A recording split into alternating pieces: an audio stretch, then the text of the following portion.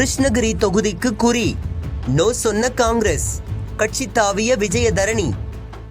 விளவங்கோடு சட்டப்பேரவை உறுப்பினர் விஜயதரணி மத்திய அமைச்சர் எல் முருகன் முன்னிலையில் பாஜகவில் இணைந்துள்ளார். இதன் மூலம் கடந்த சில நாட்களாக நிலவி வந்த யூகங்கள் முடிவுக்கு வந்துள்ளன. இந்நிலையில் விஜயதரணியின் இந்த முடிவுக்கு என்ன காரணம், இதன் மூலம் அவரது அரசியல் எதிர்காலம் எப்படி இருக்கும் என்பது குறித்து குமரி மாவட்ட அரசியலை அறிந்தவர்களிடம் கேட்டபோது சில முக்கிய தகவல்கள் கிடைத்துள்ளன. அவற்றை பற்றி இந்த தொகுப்பில் பார்க்கலாம். கவிமணி தேசிய விநாயகம் பிள்ளையின் பேத்தியாக அறியப்படும் விஜயதரணி ஆரம்பம் முதலே காங்கிரஸ்காரராக இருந்தவர். வேறு எந்த கட்சிக்கும் இதுவரை சென்றதில்லை. தமிழ்நாடு மகிழா காங்கிரஸ் தலைவராகவும் தேசிய மகிழா காங்கிரசின் பொதுச் செயலாளராகவும் பதவி வகித்தவர். குமரி மாவட்டம் விளவங்கோடு சட்டமன்ற உறுப்பினராக 2011ஆம் ஆண்டு முதல் முறையாக தேர்வு செய்யப்பட்டார்.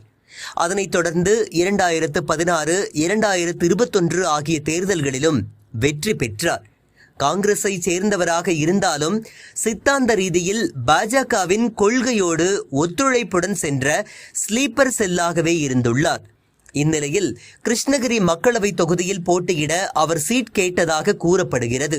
தற்போது அந்த தொகுதி எம்பியாக உள்ள காங்கிரசின் செல்லகுமாருக்கு தொகுதியில் தற்போது செல்வாக்கு குறைந்து விட்டதாகவும், எனவே அந்த தொகுதியை தனக்கு ஒதுக்குமாறு விஜயதரணி கேட்டதாக கூறப்படுகிறது.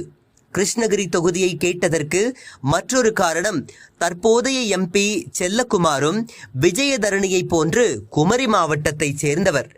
இதற்கு காங்கிரஸ் தலைமை மறுப்பு தெரிவித்த நிலையில் வேறு கட்சிகளுக்கு செல்லும் முடிவுக்கு வந்துள்ளார் விஜயதரணி. அரசியலில் அவரை விட ஜூனியர்களான தமிழிசைக்கும் ஆளுநர் பதவி வழங்கியதும், எல் முருகன் போன்றவர்களுக்கு மத்திய அமைச்சர் பதவி வழங்கியது போன்ற பாஜகவின் பம்பர் ஆஃபர்கள் விஜயதரணியை ஈர்த்துள்ளன. இதனையடுத்து பாஜகவுடன் தொடர் பேச்சுவார்த்தையில் ஈடுபட்ட அவர் எல் முருகன் முன்னிலையில் பாஜகவில் இணைந்துள்ளார். எனினும் அவரது இந்த முடிவு அவருக்கு பெரும் பின்னடைவை மட்டுமே ஏற்படுத்தும் என அரசியல் நோக்கர்கள் தெரிவித்துள்ளனர். காரணம், விளவங்கோடு சட்டமன்ற தொகுதி என்பது காங்கிரசின் கோட்டையாக கடந்த அரை நூற்றாண்டு காலமாக இருந்து வருகிறது. அங்கு பாஜகவுக்கு 20 முதல் 30% வாக்குகள் உள்ளன. எனினும் காங்கிரசிற்கு 50%த்திற்கும் மேல் வாக்குகள் உள்ளது. இதனால் அந்த தொகுதியில் இனி அவர் போட்டியிட்டாலும் வெல்ல மாட்டார் என்கின்றனர். ஆனால் அவரது தற்போதைய கட்சி தாவலுக்கு முக்கிய காரணம் எம்பி பதவிதான். ஆனால் தமிழ்நாட்டை பொறுத்தவரை பாஜக சார்பில் எம்பி சீட் பெற்றாலும் எந்த தொகுதியிலும் பாஜக வெல்லாது என்பது கருத்து கணிப்புகளின் முடிவு. பாஜகவிற்கு கொஞ்சம் சாதகமான தொகுதியான குமரி மக்களவை தொகுதியில் பொன் ராதாகிருஷ்ணன் போட்டியிடுவார் என்பதால் அந்த தொகுதியும் அவருக்கு ஒதுக்கீடு செய்யப்படாது. எனினும் நியமன எம்பி, ஆளுநர் போன்ற நியமன பதவிகளையாவது பெற்றுவிடலாம் என்ற நம்பிக்கையில் அவர் பாஜகவில் இணைந்திருப்பது தெரிய வந்துள்ளது.